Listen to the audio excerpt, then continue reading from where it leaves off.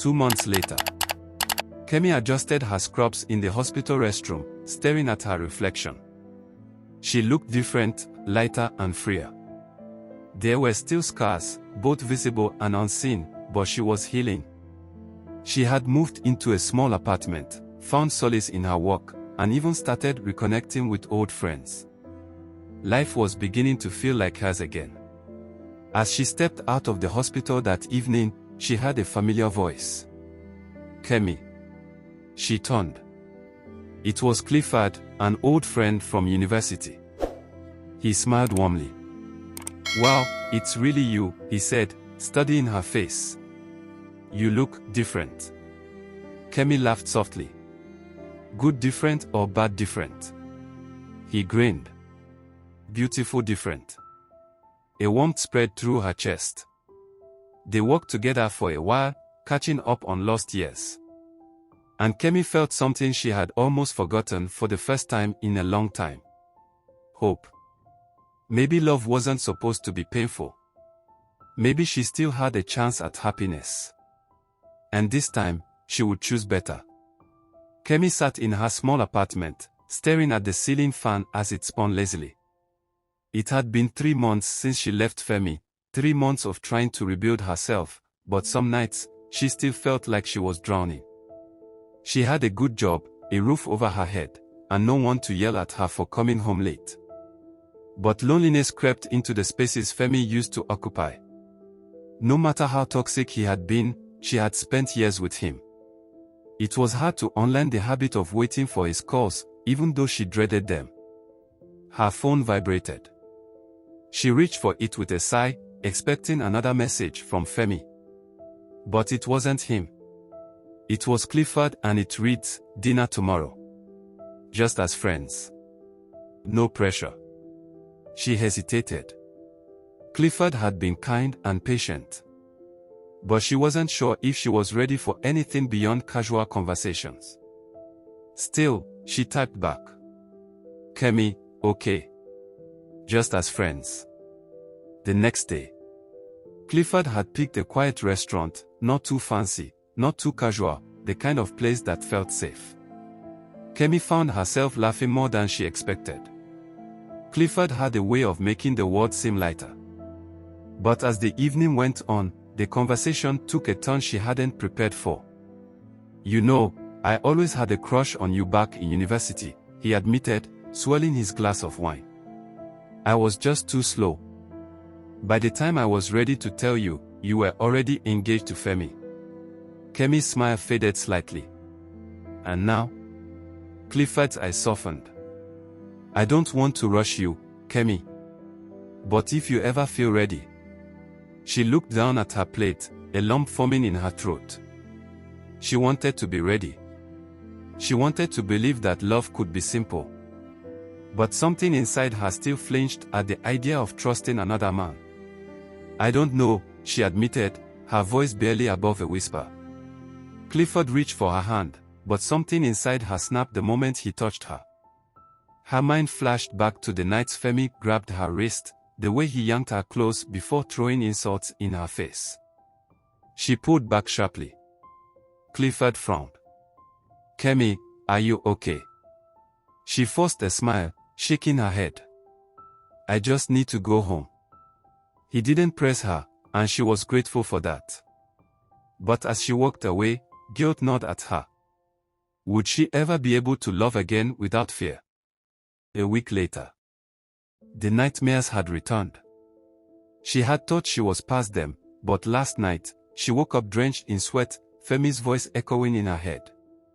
"You're nothing without me." She squeezed her eyes shut, wheeling the voice away. Her phone rang, startling her. She reached for it, expecting Clifford, but it was a private number. Her stomach tightened. She hesitated before answering. "Hello." A deep chuckle filled her ear. "Did you really think I would let you go so easily, Kemi?" Her heart stopped. Kemi's grip on the phone tightened as Femi's voice slithered through the line. "I let you have your little fantasy," he continued, his tone laced with venom. "But it's time to come home, Kemi." Her stomach churned.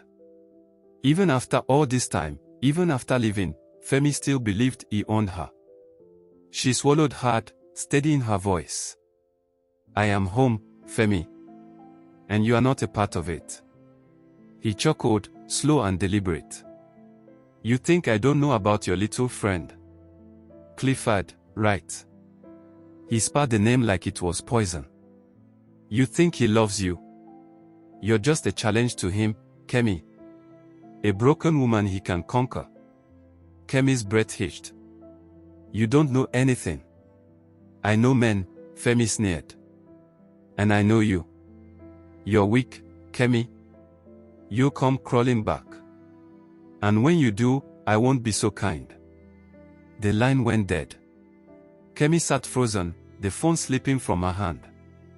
Her heart pounded, her mind spinning. Was he just trying to scare her? Or was he watching her? She forced herself to breathe. No. She wouldn't let him control her with fear anymore. But Femi's words about Clifford lingered, planting seeds of doubt she couldn't shake. 2 weeks later.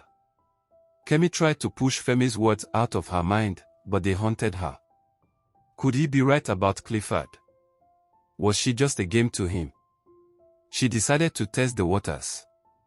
One evening, as they sat in Clifford's car after dinner, she turned to him. Clifford, what do you really want from me? He smiled, but it didn't reach his eyes.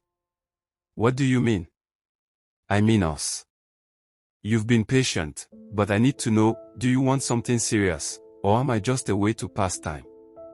Clifford sighed, running a hand through his hair. Kemi, you're overthinking. Why does everything have to be so complicated? Her stomach sank. Because I've been through too much to waste my time on something that isn't real. He smirked, leaning closer. Then stop overanalyzing and enjoy the moment. His fingers brushed her thigh. A chill ran through her. Clifford, I'm not ready for. He cut her off with a frustrated sigh, pulling his hand back. Come on, Kemi.